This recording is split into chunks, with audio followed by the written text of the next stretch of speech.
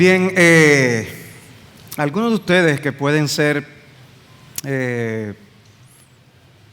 más ordenados o que les gustan las cosas uniformes, podrán notar que con la clase de hoy no estamos guardando la misma línea gráfica. Y la razón es que yo había dado hace unos años un curso sobre el libro de los Hechos y ya tenía muchas presentaciones de todo el curso. Y yo lo que preferí fue mejor incluir cosas dentro de lo que ya tenía y usar mucho del material, imágenes y cosas que ya tenía, porque me iba a resultar muchísimo más cómodo para poder trabajar y traerle. Por eso la presentación va a ser diferente, no guarda la línea gráfica. Algunos me dijeron, pero pastor, eso no guarda la línea gráfica. Yo lo sé, pero prefiero que por hoy tengamos esta presentación de esta manera. Estamos viendo el libro de Dios libro por libro, ya hemos visto los evangelios, hoy tenemos entonces el libro de Hechos. Y la información acerca de las preguntas, el correo electrónico, por si usted tiene alguna pregunta, a dónde escribir para ver si tenemos respuesta para su inquietud, puede dirigirla a preguntalibroporlibro@gmail.com. Bien, ¿qué veremos hoy? Vamos a ver información sobre el nombre del libro, el autor, fecha, propósito, características, estructura y Jesús en el libro de los Hechos, si nos da el tiempo. Esperemos que sí. Yo voy a ir pasando muchas láminas que van a ir precisamente explicando estas cosas y ustedes lo van a poder ver por sí mismos. Pero me gusta cuando hablas del libro de los Hechos comenzar con una pregunta de reflexión. Y la pregunta es, ¿y qué si el libro de Hechos no estuviera en nuestras Biblias? Hago ese silencio a propósito, para que lo piensen y se lo imaginen. ¿Qué Hechos no está en sus Biblias? ¿Qué pasaría? ¿Qué faltaría? Interesante, ¿no? ¿Qué pasó con los apóstoles? ¿Quién fue Pablo? Yo vengo y llego y empiezo a ver que Romano, ¿y este Pablo? ¿Quién fue Pablo? ¿De dónde salió Pablo? ¿Cómo llegó el evangelio a los gentiles? No se suponía que esto estaba todavía entre los judíos. ¿Cómo fue que el evangelio pasó hasta los gentiles? ¿Cómo llegó el evangelio a Europa? Que de paso nosotros nos damos una idea de cómo llegó aquí. ¿Cómo fue eso? Es el libro de los Hechos que nos ayuda.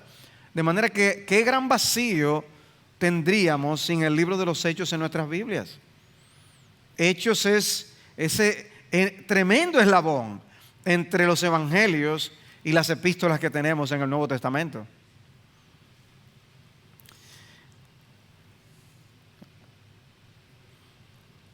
Perdón.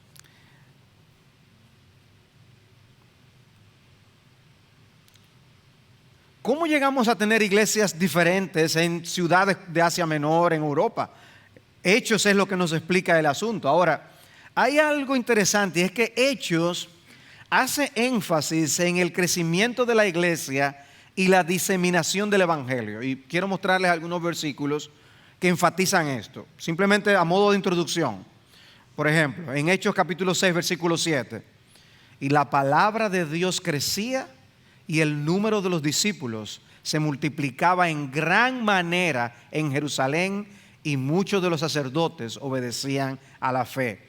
Dice que el número de los discípulos se multiplicaba y una frase extraña, la palabra de Dios crecía. ¿Ustedes sabían que la palabra de Dios crecía?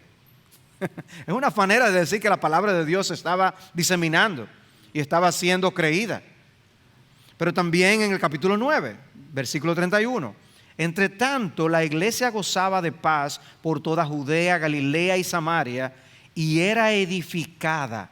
Y andando en el temor del Señor y en la fortaleza del Espíritu Santo, seguía creciendo. O sea, ¿cómo fue que de tal número llegamos a tal número? Y Hechos quiere hacernos saber esto. Capítulo 12, versículo 24. Pero la palabra del Señor crecía y se multiplicaba una vez más. Capítulo 16, versículo 5. Así que las iglesias eran confirmadas en la fe y diariamente crecían en número. Capítulo 19, versículo 20. Así crecía poderosamente y prevalecía la palabra del Señor. Crecimiento, crecimiento. Capítulo 28, versículo 31, el libro termina diciendo que Pablo estaba predicando el reino de Dios y enseñando todo lo concerniente al Señor Jesucristo con toda libertad y sin estorbo. O sea que vemos de cómo la iglesia viene a ser un grupito, a cómo crece en miles, se diseminan por tantos lugares. Hay persecución, pero de repente Pablo está preso, pero puede predicar la palabra. Es una descripción extraña, pero es el ambiente que tenemos para entender a la iglesia primitiva y lo que es la misión de la iglesia, como nosotros vamos a estar viendo. ¿Qué con respecto al nombre del libro? Bueno, el libro, como muchos libros del Nuevo Testamento, no tienen el nombre en sí mismo. El libro vino sin nombre, pero nosotros tenemos información que nos puede ayudar cuando vemos en el primer versículo, en el primer tratado, oh Teófilo, hablé acerca de todas las cosas que Jesús comenzó a hacer y a enseñar, hasta el día en que fue recibido arriba, después de haber dado mandamientos por el Espíritu Santo a los apóstoles que había escogido. ¿Qué es el libro entonces? El nombre Hechos de los Apóstoles fue un nombre que le fue dado al libro por asunto de conveniencia, porque leemos acerca de los apóstoles, los discípulos y cómo crecieron. Pero, ¿qué nombre sería el nombre correcto que le debemos dar al libro? ¿Así, Hechos de los Apóstoles? Porque es cierto que encontramos hechos de ellos allí en el libro, pero ese no es el fin principal. Y obviamente eso se hace evidente cuando nosotros vemos que solo se habla de algunos de ellos, no es ni siquiera de todos los apóstoles. Por otro lado, el nombre Hechos de Jesucristo. ¿Podemos decir eso? El versículo que yo les leí dice que Lucas escribió de las cosas que Jesús había comenzado a decir, a enseñar y a hacer. Lo que da la idea de que ahora este libro va a continuar diciendo lo que él enseña y hace. ¿No es así? O sea que podemos en un sentido decir que es una continuación de su obra aún después de haber ascendido a los cielos. ¿Y qué del nombre Los Hechos del Espíritu Santo? Ese es un favorito. Porque es de Pentecostés y después de Pentecostés que ocurre todo lo que ocurre. Dice un autor, el libro de Hechos ha sido llamado acertadamente los Hechos del Espíritu Santo, porque todo lo que la iglesia logra es a través del Espíritu Santo y decimos amén. Sin embargo, las tres cosas son ciertas. Encontramos hechos de los apóstoles, son los hechos de Jesucristo y son los hechos del Espíritu Santo. Por eso podemos decir, son los hechos de Jesucristo por medio de sus apóstoles en el poder del Espíritu Santo. De eso trata el libro de los Hechos, y el nombre, por eso que podemos usar simplemente es Hechos y resuelto el problema. Si decimos Hechos ya sabemos de qué estamos hablando.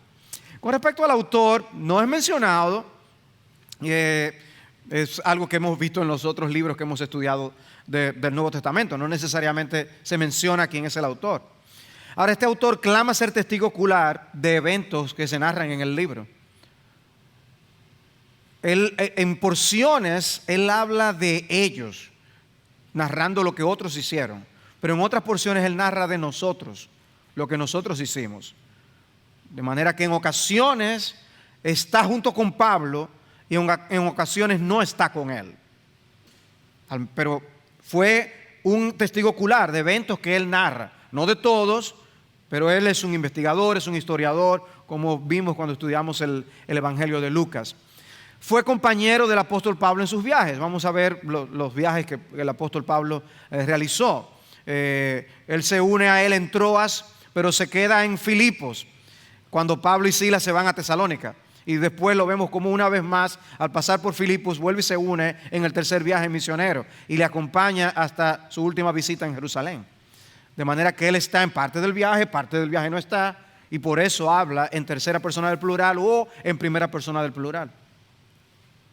Y de todos los compañeros de Pablo, Lucas, el médico amado, cuadra con la evidencia acerca de quién es el autor del libro. Y esa fue una fotografía que un hermano le tiró, una cámara modernísima.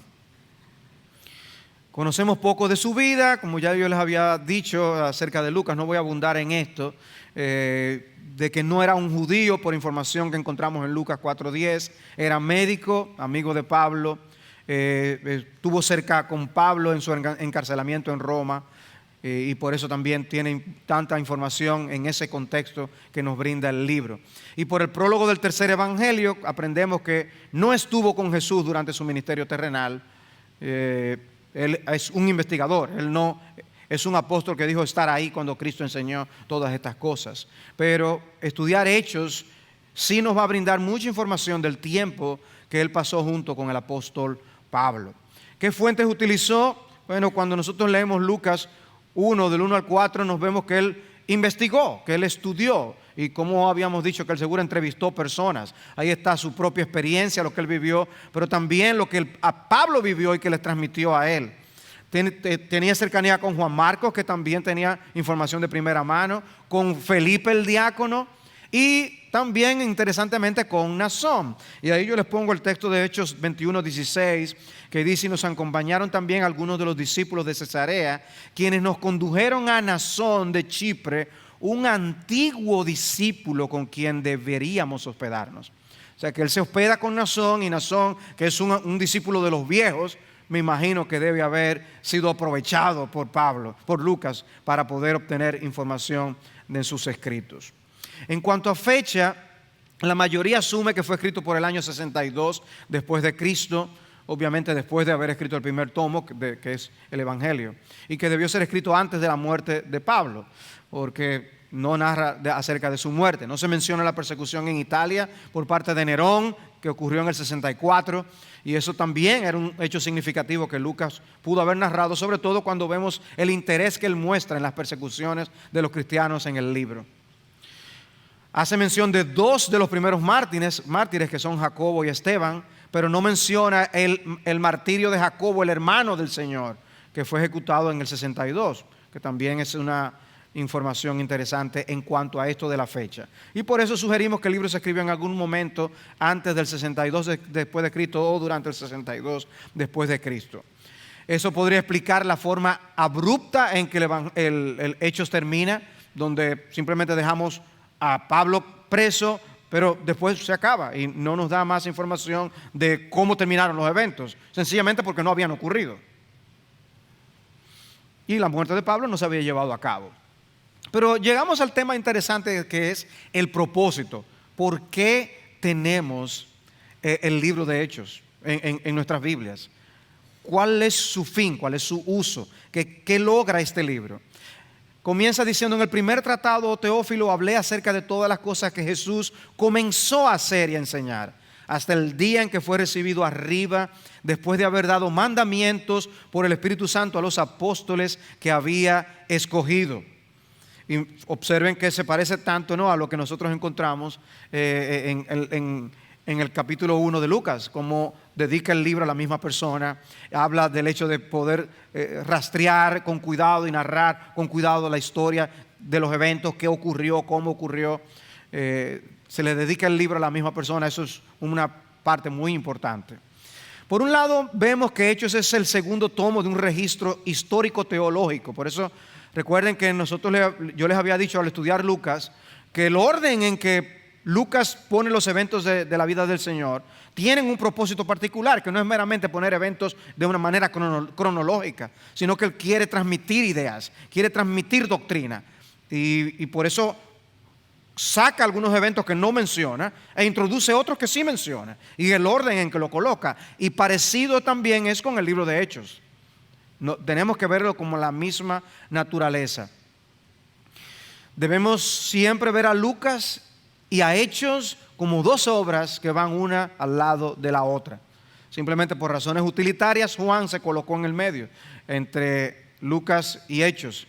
Es el evangelio del último que se escribió, y simplemente los otros tres sinópticos están colocados unidos por esa razón. Pero la realidad es que Lucas y Hechos forman una unidad temática, y los dos libros, como les decía, están dedicados a la misma persona. Entonces, ¿cuál es el propósito de Hechos? Por un lado, Hechos tiene un propósito histórico, de comunicar cómo fueron los eventos. Ya les dije, tanto en Lucas como en Hechos, él quiere narrar los eventos como fueron. Y es un puente que nos conecta con las epístolas. Por eso yo les decía, si no tenemos Hechos, ¿y quién es este Pablo? Pues él narra quién es Pablo. Hay una información histórica que nos ayuda y nos va a ayudar a entender cuáles eran esos lugares a quienes Pablo le escribió esas cartas. O sea, ¿de dónde salió eso Tesaloniqué? Sabemos que había un lugar que era Tesalónica, que Pablo fue y predicó el evangelio allí, y luego él escribe una epístola, 2 epístolas a ellos. De allí surge esta información. Hechos es la única historia inspirada que nos narra el origen de la iglesia después de la resurrección y ascensión del Señor. O sea que estaríamos perdidos, o más perdidos que el hijo de Limber, como dicen. Dice un autor: Lucas entonces anuncia que su propósito al escribir era proporcionar a Teófilo un relato veraz y ordenado de los orígenes del cristianismo, acerca del cual Teófilo ya tenía alguna información. Le interesaba que su receptor se apoyara confiadamente en el relato que ahora le brindaba. La primera parte de la narración, que se encuentra en lo que conocemos como el tercer evangelio, es en esencia un registro del testimonio apostólico, del ministerio de las palabras, la obra, la pasión y el triunfo de Jesús, ampliado con el material reunido por el mismo Lucas, etc. El segundo volumen retoma la historia después de la resurrección de Jesús y la continúa por unos 30 años. Mantengan esa información allí, es importante. Relata el progreso del evangelio por el camino que va desde Judea vía Antioquía hasta Roma, y termina mostrando al heraldo principal del evangelio, proclamándolo en el corazón del imperio, con evidente tolerancia por parte de las autoridades imperiales. O sea que es de importancia histórica que nosotros tengamos el libro de los Hechos en nuestras Biblias. Y escribe con precisión, ya no tengo que dar detalles acerca de esto. Este otro autor, Edmond Heber, habla de cómo los recién convertidos necesitaban este tipo de información. Imagínense, para aquellos que llegan nuevos a la iglesia, que no saben del evangelio, quizás no saben quiénes somos nosotros aquí, le habla a algún familiar de que está empezando a asistir a una iglesia que hay ahí en Arroyo Hondo, y ¿quiénes son esa gente? ¿De dónde salieron? Y sus familiares quizás se puedan inquietar, ¿no? Y uno lo puede entender. Imagínense en aquella época, donde habían surgido tantos farsantes y falsos cristos, y ahora te metiste a un grupo nuevo. O sea, los recién convertidos necesitaban alguna información autoritativa que les ayudara. Y este autor Hibbert dice, a la mitad más o menos de la cita, dice: los recién convertidos necesitaban y deseaban información autoritativa con respecto a la naturaleza del movimiento al que se habían unido, las actividades de sus líderes y sus experiencias en el avance del evangelio. Lucas tiene la intención de dar a sus lectores un relato coherente del origen histórico y del temprano desarrollo de la iglesia de Jesucristo. O sea, que iba a ser de gran ayuda para los recién convertidos. En segundo lugar, Hechos tiene un propósito teológico. Hechos ha sido llamado el Evangelio del Espíritu Santo, porque narra lo que Cristo hizo por medio del Espíritu después de su ascensión. Y contiene muchas referencias a la tercera persona de la Trinidad. Y Lucas repite una y otra vez cómo la iglesia anunciaba y proclamaba a Jesucristo, porque el cristianismo es una persona, que es Jesús. No hay otro nombre dado a los hombres bajo el cielo con el cual nosotros podamos ser salvos. Es Jesucristo, punto. No hay nadie más. Y Hechos lo destaca, lo enfatiza de todas las formas habidas y por haber. Un tercer propósito es que tiene un propósito apologético. O sea, pareciera que Lucas usa toda oportunidad para incluir en su relato cualquier cosa que vindique el testimonio cristiano en contra de la sospecha de que era una amenaza para el imperio. Es como para corregir. Algunos no necesariamente de los estudiosos ven esto como uno de los propósitos del Evangelio de Lucas. Yo entiendo que esto puede ser parte del propósito de Lucas, porque muchas de las explicaciones que da y de las argumentaciones, los diálogos que aparecen, es como tratando de mostrar de dónde es que sale el cristianismo y cómo no quiere simplemente quitar al imperio romano, que esa no es la intención, que esa no es la idea, que no es ese tipo de reino que el cristianismo está promoviendo. Justo González también tiene una idea similar. Voy a saltar esta cita por asuntos de tiempo.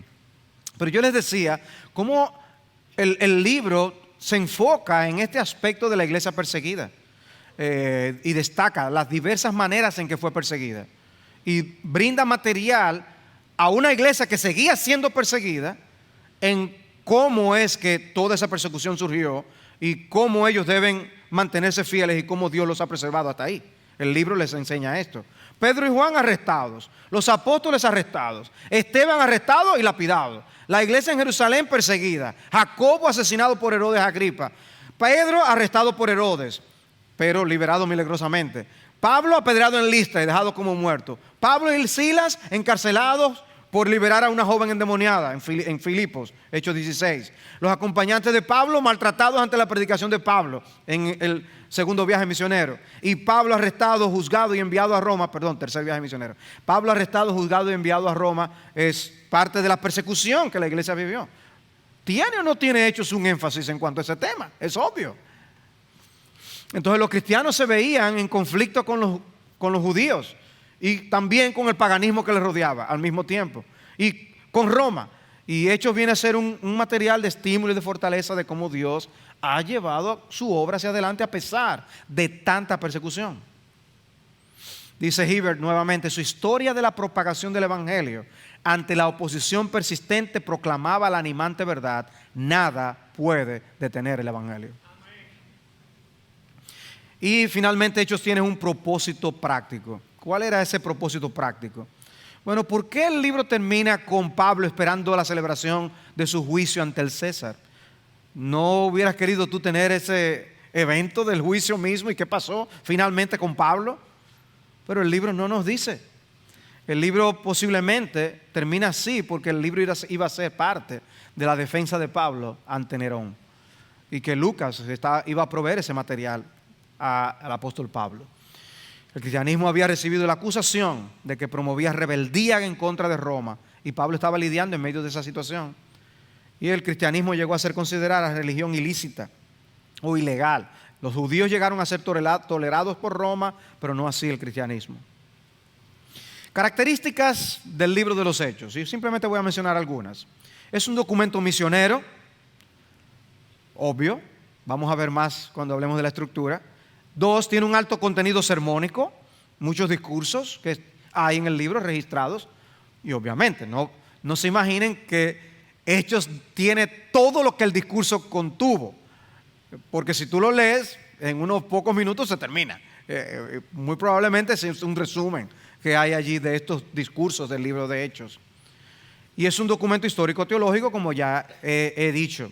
Este autor, Fernando Agiz, dice: la predicación evangelística en Hechos contenía muchos hechos objetivos acerca de la naturaleza de Dios y la vida y obra de Jesús. O sea, en esos discursos ustedes pueden observar cómo Pablo menciona teología.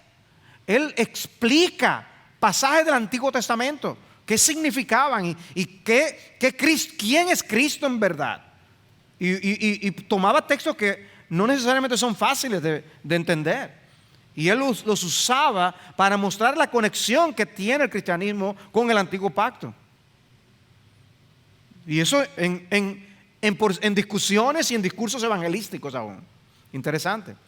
Sigue diciendo él: venir a ser cristiano se involucra a sentir a esos hechos, y crecer en la vida cristiana incluye crecer en el conocimiento de esos hechos.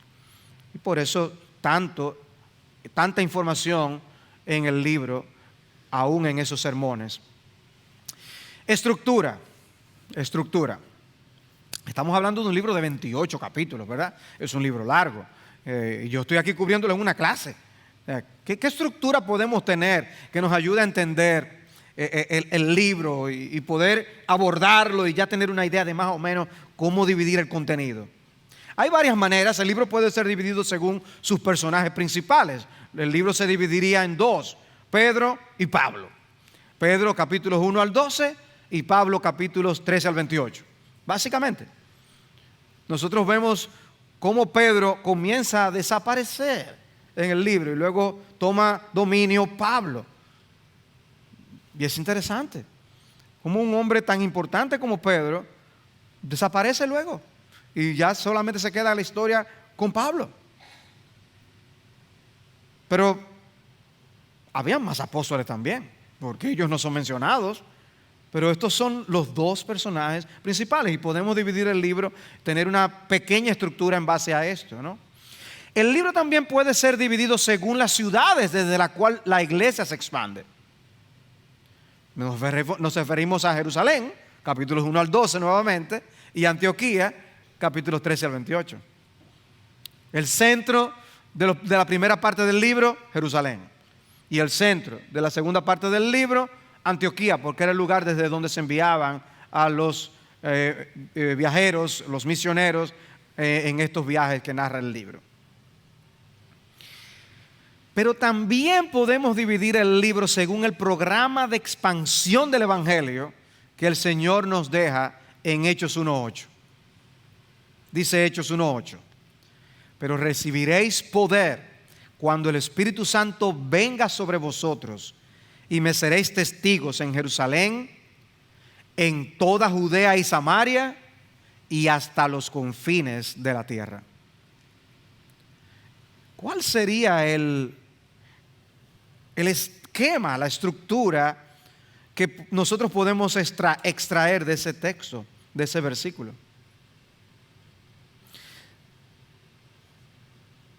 ¿4 divisiones? ¿Quiénes estarían de acuerdo en que se puede dividir el libro en cuatro áreas? Uno dice, cuéntame ahí. Hay otros levantan la mano más tímidamente, por allá hay 2, 3. ¿Quiénes lo dividirían en 2? Se levantaron unas cuantas, pocas manos más. ¿Y quiénes lo dividirían en 3? Como 4 más, 5 manos allá. ¿Y quiénes no lo dividen? Parece que hay algunos que no quieren ni dividirlo. Y si lo quiere dividir en más de 5, en base a ese texto, ya habría que verlo. No, mis hermanos, yo creo que el texto se divide claramente en 3 partes, a la luz de ese texto, en 3 partes.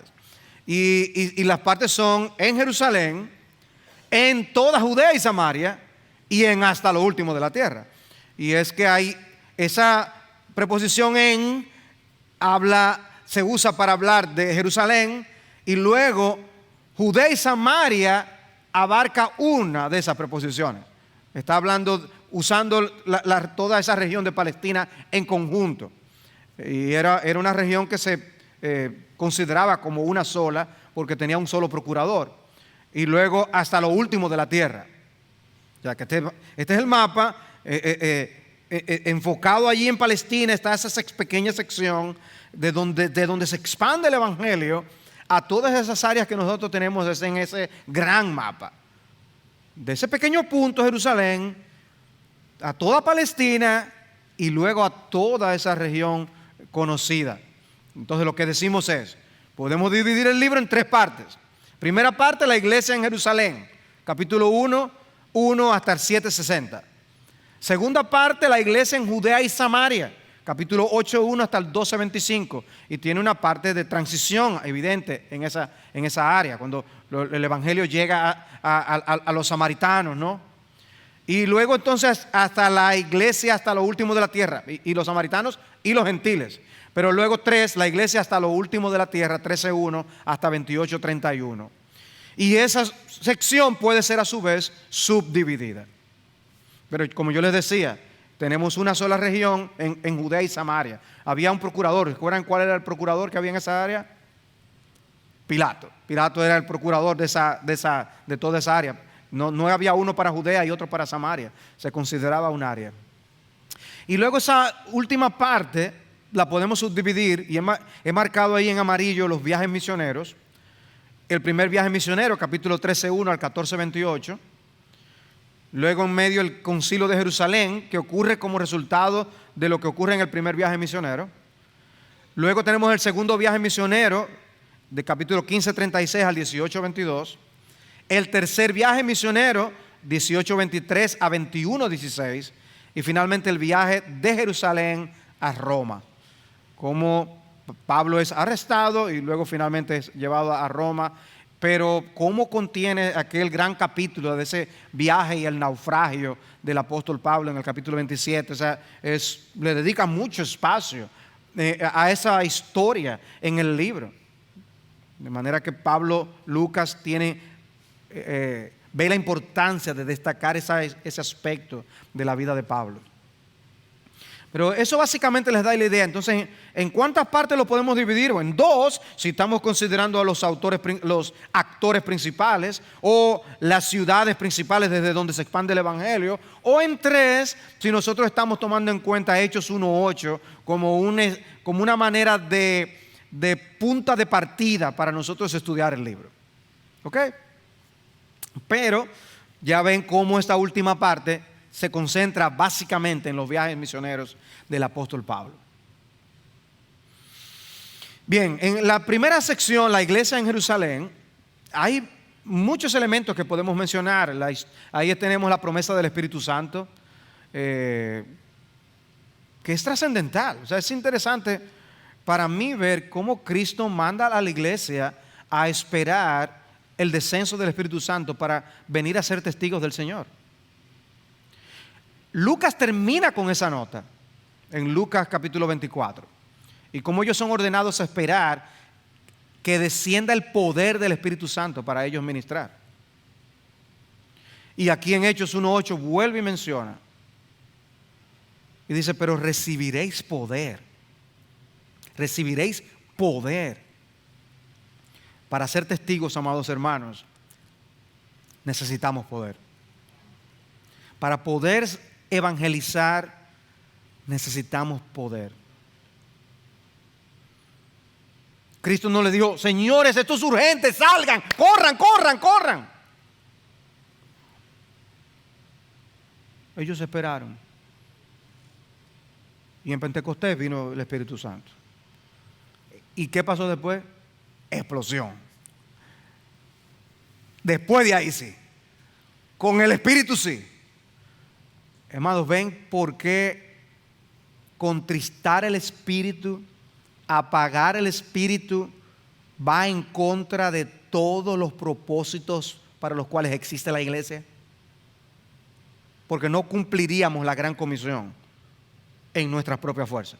Es imposible. Pero con Cristo y el Espíritu podemos trastornar el mundo, como pasó con los apóstoles. Sí, con ese grupo de extraños apóstoles ocurrió lo que ocurrió, pero Cristo les manda a esperar la promesa del Espíritu. Jesús asciende, tenemos el relato de la ascensión de Jesús. Se elige un sucesor de Judas, como un recordatorio de ese negro y oscuro segmento en la historia con Judas, pero cómo Dios provee de un sucesor. Y luego entonces la venida del Espíritu Santo. Pentecostés es un hito fundamental en la historia de la redención. Marca un antes y un después. Así como nosotros hablamos de la muerte de Cristo en el Calvario, tenemos que hablar de Pentecostés. Sin ese momento, la historia hubiera sido otra. Pero, qué interesante, ¿no? Dios llama a gente de todos esos lugares del mundo conocido, judíos que venían a la fiesta de Pentecostés y se reúnen en aquel lugar, y sus apóstoles son llenos del Espíritu Santo y empiezan a hablar en las lenguas de esas personas que venían de diferentes lugares. ¡Qué casualidad! Cómo Dios estaba preparando las cosas, preparando al mundo para que se diseminara el Evangelio. Hoy, parte de esa preparación incluye el que muchos se dedican a traducir las Escrituras en los diferentes idiomas que se hablan en el mundo. Y así, poco a poco, la Biblia está siendo traducida para ponerla en el idioma de las personas a quienes se les va a predicar el Evangelio. Y algunos dedican su vida a eso, a traducir la Biblia en idiomas que son extrañísimos para ti y para mí. Pero es el equivalente de lo que pasó en aquel momento. Dios alcanzó a personas que hablaban otros idiomas. Y dice, nosotros estamos oyendo en nuestro propio idioma el Evangelio. Y la gente no lo podía creer. Dios lo hizo. Dios lo hizo.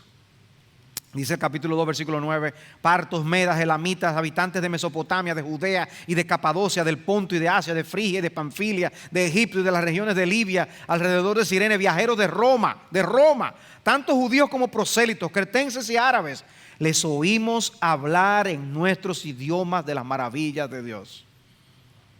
Esa era impresionante. Haber estado ahí debió ser un asunto. Tenemos el primer discurso de Pedro. ¿Ven el interés que tiene Lucas en registrar discursos? Podemos leer esos discursos, es interesante.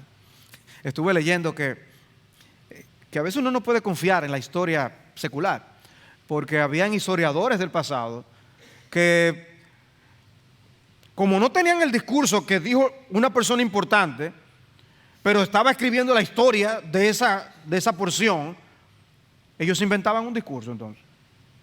Entonces los libros de historia llegan a nuestras manos con discursos inventados, pero que no pasaron así. No se dijeron eso, pero ellos lo hacen en el libro interesante. Pero uno no puede confiar qué es fiel y qué no. Cuando leemos el libro de los Hechos, no es así. Lucas indagó, Lucas investigó, Lucas habló con las personas adecuadas y el Espíritu Santo reveló. Y aquí tenemos el registro de ese discurso realmente. Sepa pues con certeza toda la casa de Israel que a este Jesús, a quien vosotros crucificasteis, Dios le ha hecho Señor y Cristo. Vemos un énfasis en esta sección de la unidad de la iglesia y la oposición que ellos empezaron a confrontar. De fuera, persecución. Los apóstoles empiezan a ser arrestados. Esteban es arrestado y dilapidado. De dentro, el engaño de Ananías y Zafira. Conflicto a causa del descuido de la viuda de los griegos y cómo eso fue potencial para un gran problema en la iglesia primitiva. Y hasta aquí la narración se limita a Jerusalén y las zonas aledañas. Pero en segundo lugar, la iglesia en Judea y Samaria. Comienza el capítulo 8 diciendo, y Saulo estaba de completo acuerdo con ellos en su muerte, la muerte de Esteban. En aquel día se desató una gran persecución en contra de la iglesia en Jerusalén y todos fueron esparcidos por las regiones de Judea y Samaria, excepto los apóstoles. Y yo por eso les pongo allí, ¿qué manera tiene el Señor de enviar voluntarios? Muchos se fueron a diferentes lugares, huyendo. Y así el Evangelio se fue con ellos. Y así Dios tuvo misericordia de muchos. Así que Dios nos pide que hagamos la obra. Dios la va a hacer a través de su pueblo. Y podemos ser voluntarios o voluntarios. Pero Dios va a hacer su obra con su pueblo. Ahora, si nosotros decimos como Isaías, Señor, heme aquí, envíame a mí, es más conveniente. Pablo, sin embargo, es introducido sutilmente en la historia. Dice el versículo 1, y Saulo estaba de completo acuerdo con ellos en su muerte. Este será el personaje del libro. Pero aquí simplemente nos suelta esa joyita para que empecemos a inquietarnos acerca de este personaje. Felipe predica en Samaria y dice esa sección que muchos se convierten, que había multitudes en Samaria. Felipe hace milagros incluso. En el capítulo 9 está la historia de la conversión de ese Saulo, el perseguidor. En medio de su deseo de exterminar el cristianismo, entonces Cristo viene y lo salva. Es un capítulo maravilloso. ¿Y para qué? Para usarlo en la conversión, la salvación de los gentiles. Pero el Señor le dijo, ve, porque Él me es un instrumento escogido para llevar mi nombre en presencia de los gentiles, de los reyes y de los hijos de Israel, porque yo le mostraré cuánto debe padecer por mi nombre. Dios quiso usar a Pablo. Pero no será quien introducirá el evangelio por primera vez a los gentiles, sino que ese privilegio será para Pedro. Dice el autor Robert Cara, La interacción de Pedro con Cornelio, el centurión gentil, y la posterior interacción de Pedro con los líderes de la iglesia sobre esto son importantes para el mensaje de Hechos, ya que trata directamente con el problema gentil. En realidad hubo dos problemas, aunque no de igual importancia. Uno, la dificultad de los cristianos judíos interactuar con los gentiles, dadas las leyes, costumbres judías de comida y hospitalidad. O sea, los judíos no podían interactuar con los gentiles tan fácil y sencillamente. Podemos recordar aún el caso de la mujer samaritana, pero con los gentiles todavía aún más. Y dos, dice él, muchos cristianos judíos no estaban convencidos de que los gentiles fueran parte del plan de Dios para la iglesia, o al menos parte del plan sin antes obedecer las leyes ceremoniales judías. O sea, tienen que hacerse judíos primero. La importancia de este episodio se muestra no solo por el tema de los gentiles, sino también por la duración y la repetición de la narración misma. O sea, no solamente pasa lo que ocurre en el capítulo 10, sino que Pedro tiene que explicarle a los hermanos en el capítulo 11. Y luego en el capítulo 12 todavía tiene que volver a narrar acerca del tema de lo que pasó con Cornelio. ¿Y por qué Lucas lo cita las 3 veces y narra que Pedro tuvo que darle explicación? Y a veces con información nueva que no había dado anteriormente. ¿Por qué? Es un tema central del libro. El punto de cómo llega el evangelio a los gentiles. Y cómo Pedro es el vehículo de Dios, el que tiene las llaves para introducir a los gentiles en ese sentido. Dice Hechos 9:43, y Pedro se quedó en Jope muchos días con un tal Simón curtidor. En el capítulo 10, versículo 6, dice, este se hospeda con un curtidor llamado Simón, cuya casa está junto al mar. Hechos 10:32, envía pues a Jope y haz llamar a Simón, que también se llama Pedro. Él está hospedado en casa de Simón el curtidor junto al mar. Es como que nos está soltando una información, como que parece importante. Bueno, y de paso, esa persona es tal cosa, ¿tú sabes lo que él se dedica? Ah, ok. Y vuelve y habla de Simón, y tú sabes lo que él se dedica, ¿verdad? Parece que él quiere que sepamos a lo que se dedica. Probablemente el punto es, un curtidor tenía que matar animales.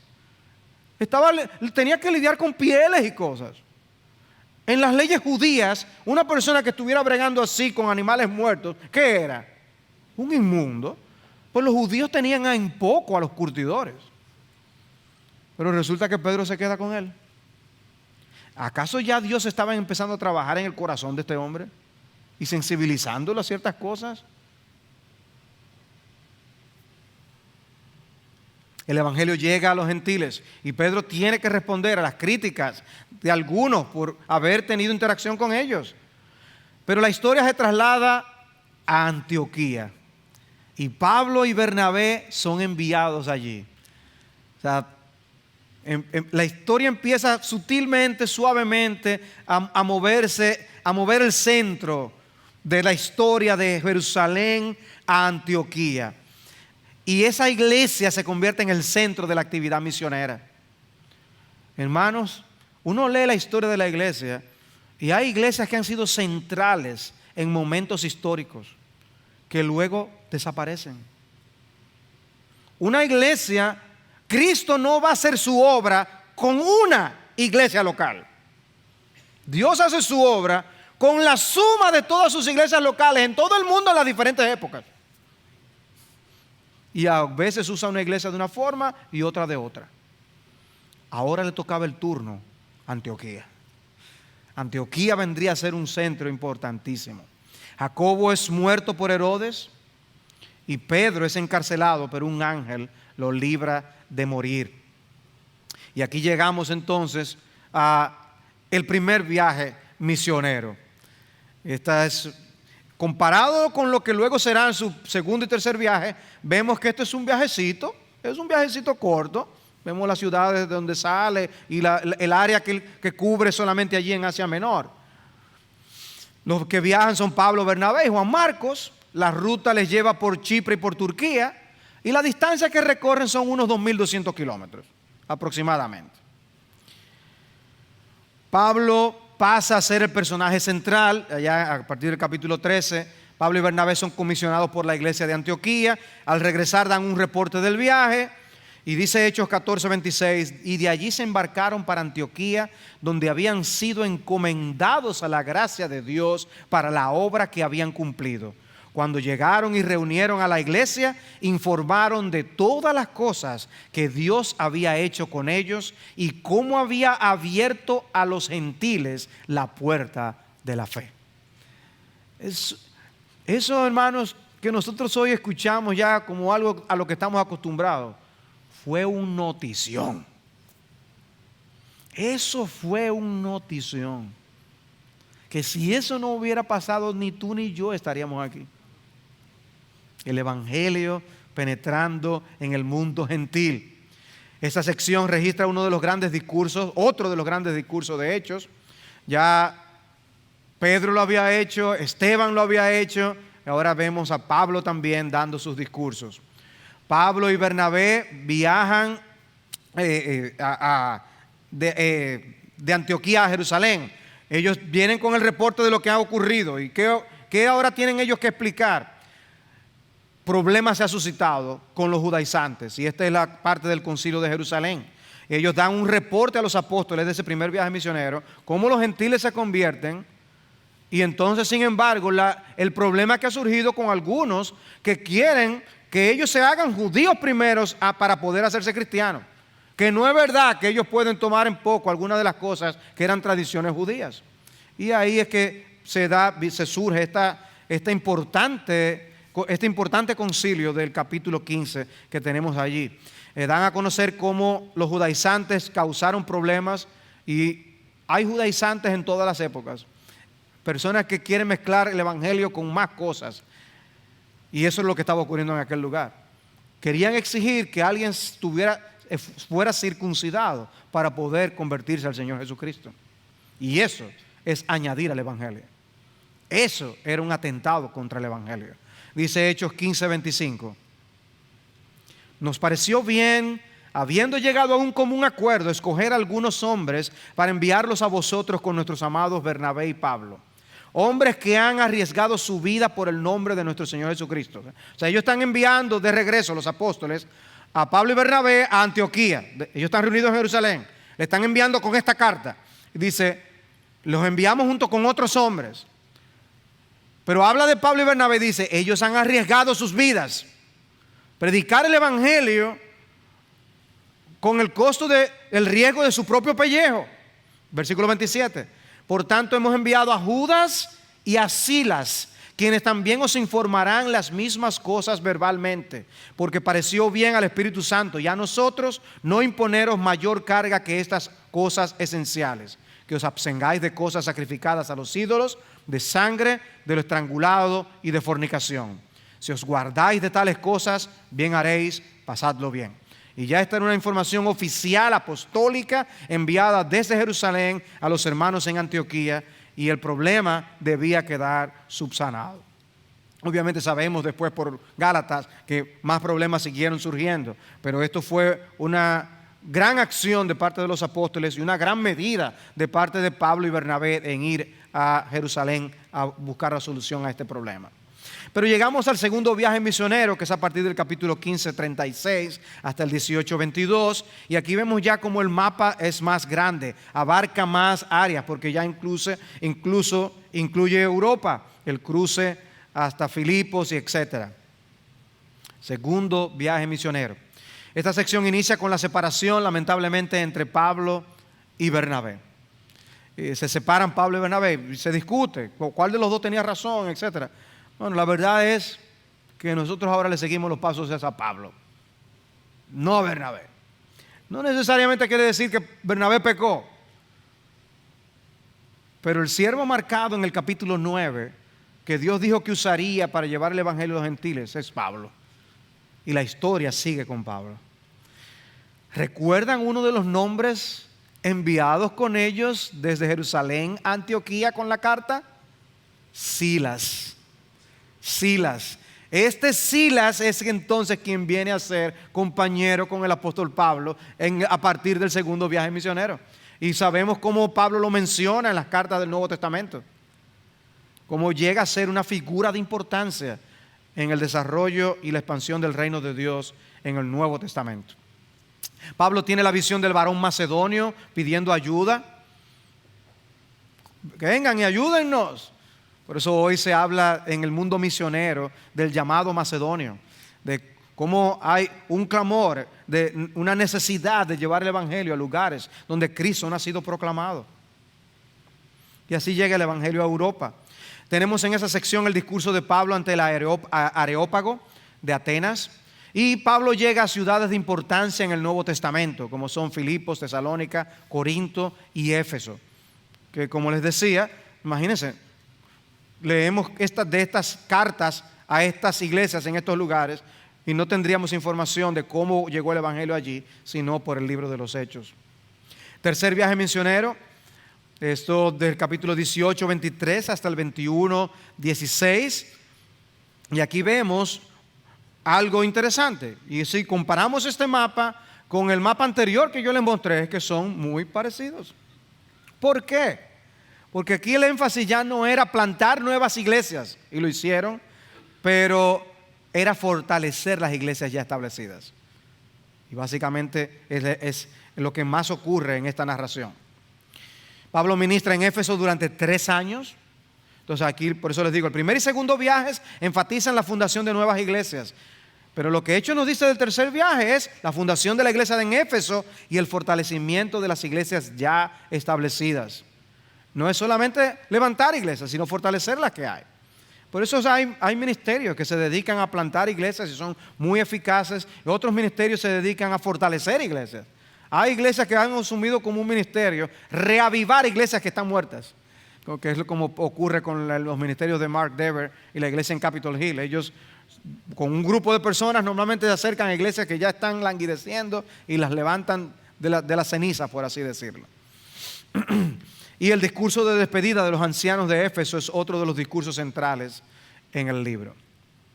Una parte bien conmovedora. Y luego entonces ya tenemos la sección final de Jerusalén a Roma.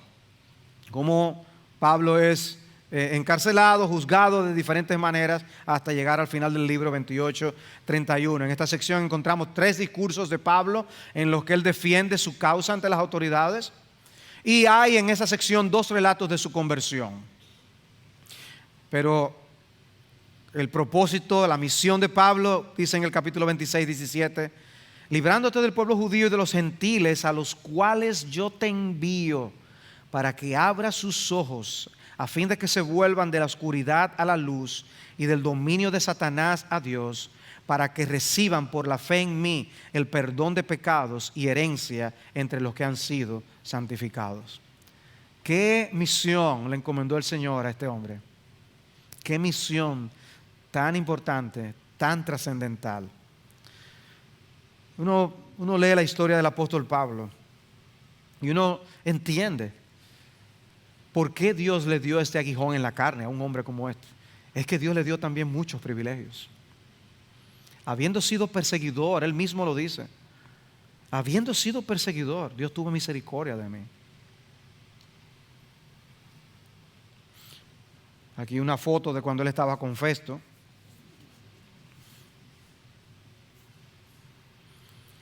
Y este es el mapa con el viaje hasta Roma, desde Jerusalén, pasando por Cesarea y ya esas rutas que les llevó por algunos puntos de Asia Menor, Creta, la isla de Malta, cuando el naufragio, ustedes ven la curva que hace el viaje desde Creta hasta Malta, el naufragio pasó en ese trayecto. Dios lo salvó de una forma maravillosa. Pablo termina preso y sin embargo, ¿qué tenemos como beneficio de ese tiempo que Pablo estuvo allí preso? Tuvo tiempo para escribir. Y de allí tenemos las cartas de la prisión que Pablo pudo escribir. Las cartas de la prisión, las cartas a Efesios, Filipenses, Colosenses.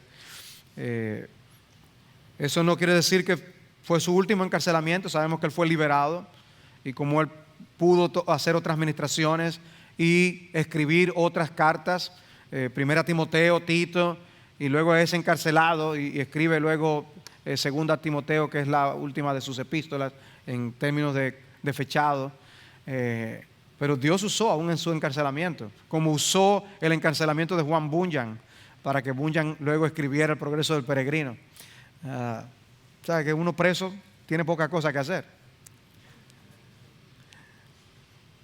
Jesús en el libro de Hechos. Jesús en el libro de Hechos. Bueno, el libro inicia refiriéndose al Evangelio de Lucas. El primer relato que escribí, Teófilo, trató de todo lo que Jesús comenzó a hacer y enseñar. Y por deducción podemos afirmar que Hechos es el relato de lo que Jesús continuó haciendo y enseñando, pero ahora a través de sus discípulos, mediante el poder del Espíritu Santo.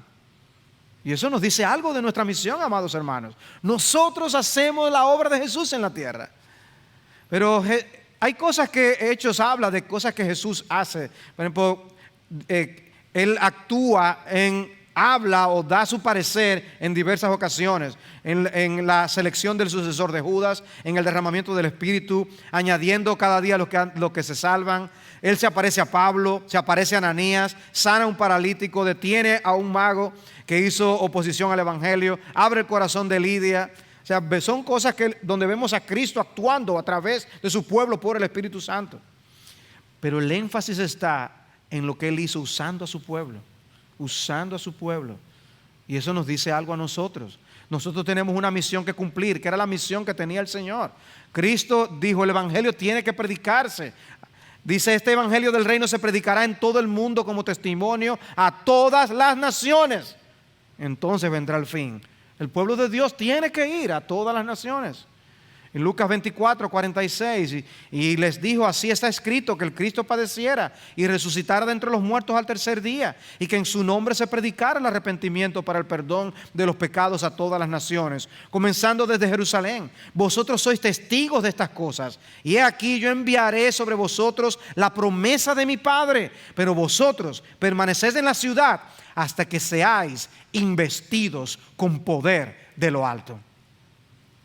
Hermanos, ¿qué estamos viendo aquí? Dice Cristo, ustedes son testigos, pero no salgan corriendo todavía. Yo enviaré la promesa de mi Padre. Permanezcan en la ciudad hasta que sean investidos con poder. Lo mismo de Hechos 1:8. Hermanos, hoy nosotros estamos llamados a hacer la obra del Señor. Es el interés de Jesús que el Evangelio sea predicado en todas las naciones. Hechos es el inicio de esa obra que Jesús comenzó. Y ahora corresponde a la iglesia actual ser los pies y las manos de Jesús en la tierra, llevando el Evangelio a toda criatura. Y hermanos, la identificación de Cristo con su iglesia es tal que por eso cuando le pregunta a Saulo, ¿por qué tú me persigues? Él le dice, es como si tú me estuvieras persiguiendo a mí. Tú persigues a la iglesia. Eso es perseguirme a mí. Porque nosotros somos el cuerpo de Cristo. Si nos consideráramos más cuerpo de Cristo en la tierra, haríamos más en el nombre de Cristo. Somos representantes y testigos de Cristo en el mundo. Tenemos al Espíritu Santo, que interesantemente en Lucas 24 y en Hechos 1, Cristo dice, recibiréis poder. Seréis investidos con poder. Porque necesitamos poder para llevar el Evangelio a todo lugar. ¿De qué habla la debilidad de la iglesia del día de hoy? Puede ser que esté hablando de nuestra poca dependencia del Espíritu de Dios, de nuestra poca dependencia de Dios, y que por eso no tenemos la influencia que la iglesia está llamada a tener. Quiere el Señor animarnos al estudiar lo que Dios hizo con ese grupo ese Dream Team de los apóstoles. ¿Qué Dream Team? Ustedes no lo hubieran escogido. Pero eso fue el grupo que Cristo escogió. Y con ese grupo puso al mundo boca abajo. Y ahora estamos tú y yo. Y Dios hará grandes cosas a través de su pueblo. Siempre decimos, Él pudo enviar un ángel a hacer las cosas, pero no quiso. O venir Él mismo, pero Él quiso dejar a su pueblo. Ahora Él dijo, y yo estaré con vosotros todos los días hasta el fin del mundo. Amados hermanos, Hechos nos deja la encomienda de seguir haciendo la obra de Cristo en la tierra. Ahora nos toca a nosotros. Ahora nos corresponde a nosotros. Quiera Dios movernos de las múltiples maneras en que Dios lo hace. Y por eso ha distribuido dones a cada quien. Aquí todos tenemos dones espirituales. Cada uno de ustedes, si está en Cristo, tiene dones espirituales. Y hay que usarlos para la gloria del Señor. Hay que usarlos para la edificación del pueblo de Cristo. Hay que usarlos para poder ir con ese evangelio a alcanzar a los perdidos. El Señor nos ayude a cumplir la gran comisión.